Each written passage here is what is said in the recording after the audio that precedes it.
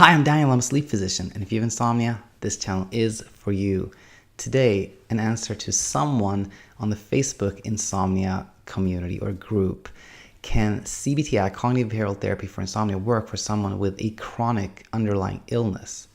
And the answer is that if that chronic illness is what is driving the insomnia, you may not be able to get to like a state of perfect sleep, but CBTi can help you get better sleep.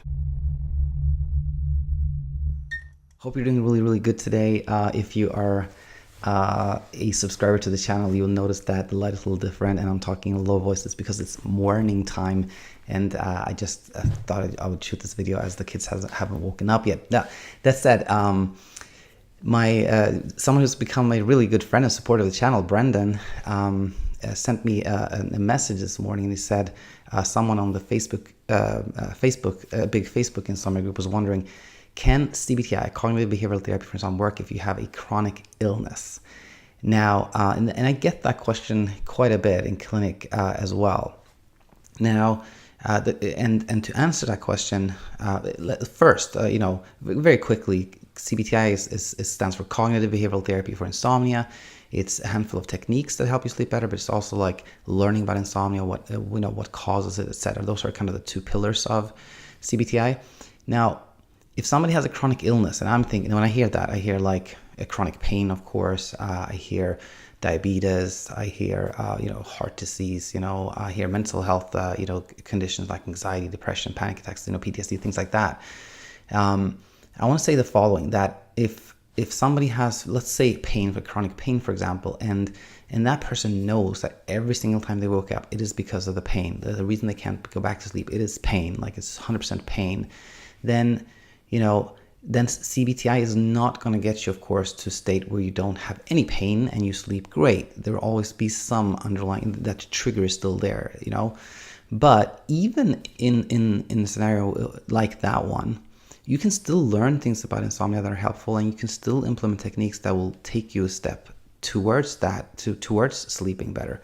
To expand on that, a reason, with the example of pain, for example, when we are in a state of like hyperarousal, where we're worried, things like that, then pain is amplified, and CBTi can help reduce hyperarousal by, for example, using the basic technique, which is called bedtime restriction. Some call it sleep restriction, which is terrible, I think, because you don't want to restrict anybody's sleep. You want to expand sleep, if anything, but it's called that. So I call it bedtime restriction. So that involves like you actually go to bed a little bit later than you normally would, but you still wake up at the same time in the morning, and that produces a stronger sleep drive. You need to sleep, and that puts you in a deeper sleep, which, if you get a deeper sleep, then you may not wake up as much from the pain, for example, and also taking the pressure of you like really trying to sleep can also help you go into deeper sleep. So yeah, CBTi can help even if a kind of a very common ongoing trigger like pain is present. If it's more chronic illness, as in like anxiety, depression, it's very encouraging right now, because a lot of studies come out saying that CBTi can actually help with that. Like it can reduce anxiety and depression if somebody has, let's say, both depression and insomnia.